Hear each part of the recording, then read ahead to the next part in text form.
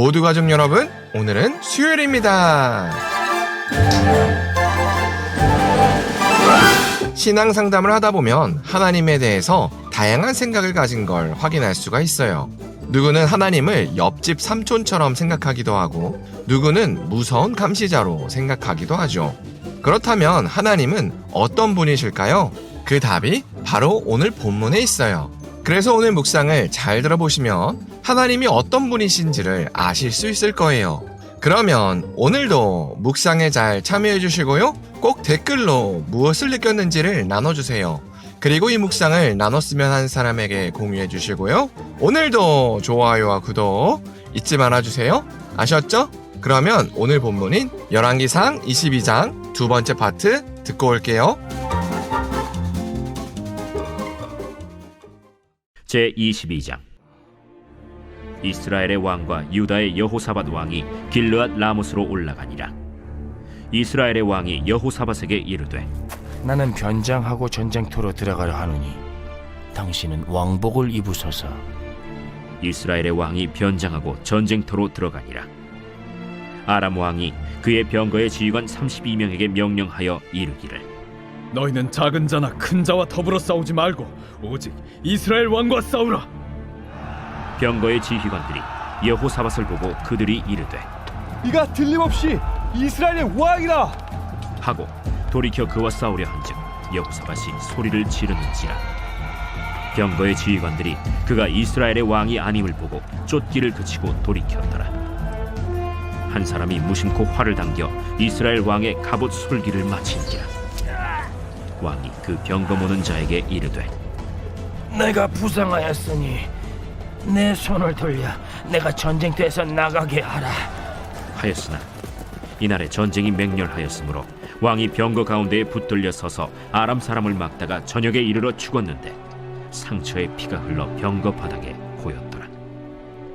해가 진녘에 진중에서 외치는 소리가 있어 이르되, 각기 성읍으로 또는 각기 본향으로 가라. 왕이 이미 죽음에 그의 시체를 메어 사마리아에 이르러 왕을 사마리아에 장사하니라. 그 병거를 사마리아 못에서 씻음에 개들이 그의 피를 핥았으니 여호와께서 하신 말씀과 같이 되었더라. 거기는 창기들이 목욕하는 곳이었더라. 아합의 남은 행적과 그가 행한 모든 일과 그가 건축한 상하궁과 그가 건축한 모든 성읍은 이스라엘 왕 역대 지략에 기록되지 아니하였느냐. 아합이 그의 조상들과 함께 잠에 그의 아들 아하시야가 대신하여 왕이 되니라. 이스라엘의 아합 왕 제4년에 아사의 아들 여호사밧이 유다의 왕이 되니 여호사밧이 왕이 될 때 나이가 35세라. 예루살렘에서 25년 동안 다스리니라. 그의 어머니의 이름은 아수바라 실히의 딸이더라. 여호사밧이 그의 아버지 아사의 모든 길로 행하며 돌이키지 아니하고 여호와 앞에서 정직히 행하였으나 산당은 패하지 아니하였으므로 백성이 아직도 산당에서 제사를 드리며 분향하였더라. 여호사밧이 이스라엘의 왕과 더불어 화평하니라.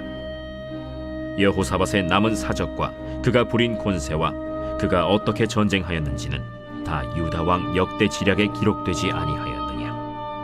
그가 그의 아버지 아사의 시대에 남아있던 남색하는 자들을 그 땅에서 쫓아내었더라. 그때 에돔에는 왕이 없고 섭정 왕이 있었더라. 여호사밧이 다시스의 선박을 제조하고 오빌로 금을 구하러 보내려 하였더니 그 배가 에시온 게벨에서 파손하였으므로 가지 못하게 되매 아합의 아들 아하시야가 여호사밧에게 이르되, 내 종으로 당신의 종과 함께 배에 가게 하라 하나 여호사밧이 허락하지 아니하였더라. 여호사밧이 그의 조상들과 함께 잠에 그의 조상 다윗 성에 그의 조상들과 함께 장사되고 그의 아들 여호람이 대신하여 왕이 되니라. 유다의 여호사밧 왕 제17년에 아합의 아들 아하시야가 사마리아에서 이스라엘의 왕이 되어 2년 동안 이스라엘을 다스리니라.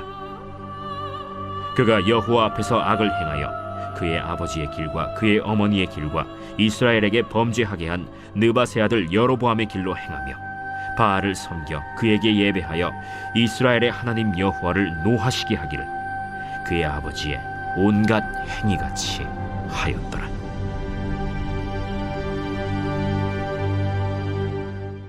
하나님의 경고를 무시한 아합은 아람과의 전쟁을 시작했습니다. 그래도 아합은 하나님의 경고가 신경 쓰였던 것 같습니다. 그래서 왕복을 벗고 일반 군사의 옷을 입었습니다. 그리고 남유다의 왕 여호사밧에게만 왕복을 입으라고 요청했습니다. 그렇게 전쟁이 시작됐습니다. 역시나 예상대로 아람 군대는 아합만을 잡으려고 했습니다. 그래서 전쟁이 시작되자 유일하게 왕처럼 보이는 여호사밧을 쫓았습니다. 그러자 여호사밧은 소리를 질렀습니다. 그러자 아람 군대는 여호사밧이 아합이 아니라는 것을 금세 알았습니다. 그러다 한 사람이 무심코 활을 당겼는데 하필이면 아합에게 맞았습니다. 그렇게 하나님의 예언대로 아합이 죽고 아합의 피를 개들이 핥았습니다. 그렇게 전쟁을 마치고 돌아온 여호사밧도 남유다에서 하나님을 섬기다가 삶을 마쳤습니다. 그리고 아합의 아들인 아하시야가 북이스라엘을 2년 동안 다스리고 죽었다는 내용으로 오늘 본문이 끝납니다. 이렇게 열왕기상이 끝났습니다. 아합의 죽음으로 열왕기상을 끝낸 이유는 그만큼 아합이 중요한 인물이었기 때문입니다. 사실 성경에서 보통 악한 왕에게는 큰 비중을 두지 않습니다. 그래서 북이스라엘의 왕은 거의 짧게 다뤄집니다. 보통 이름과 악했다는 평가와 집권한 시기 정도만 서술하고 지나갑니다. 그러나 아합은 예외였습니다. 열왕기상의 거의 절반에 해당하는 분량만큼 길게 아합 시대의 이야기를 다룹니다. 이는 아합이 북이스라엘 내에서 선한 편이어서가 아니었습니다. 오히려 악한 왕 중에 가장 악한 왕이었기 때문이었습니다. 그래서 아합에 대한 이런 비중은 매우 낯섭니다. 그런데도 열왕기서의 기자가 아합을 길게 다룬 이유가 있습니다. 그 이유를 이해하기 위해서는 열왕기서가 작성된 시기를 알아야 합니다. 열왕기서는 남북 이스라엘이 망해서 포로로 끌려갔을 때 작성됐습니다. 그래서 열왕기서의 주된 관심사는 왜 이스라엘이 망했는지입니다. 그리고 그 이유를 이스라엘의 역사에서 찾고자 했습니다. 그렇게 열왕기서의 기자가 찾은 답 중에 하나가 아합의 역사였습니다. 아합은 르호보암의 죄에 바알과 아세라를 섬기는 우상 숭배의 죄까지 더한 악한 왕이었습니다. 이런 아합의 죄는 신명기에 나온 율법에 따르면 당연히 이스라엘이 망할 죄였습니다. 그런데도 하나님께서 그런 아합을 단번에 제거하지 않으셨습니다. 하나님은 아합에게조차 끊임없이 기회를 주셨습니다.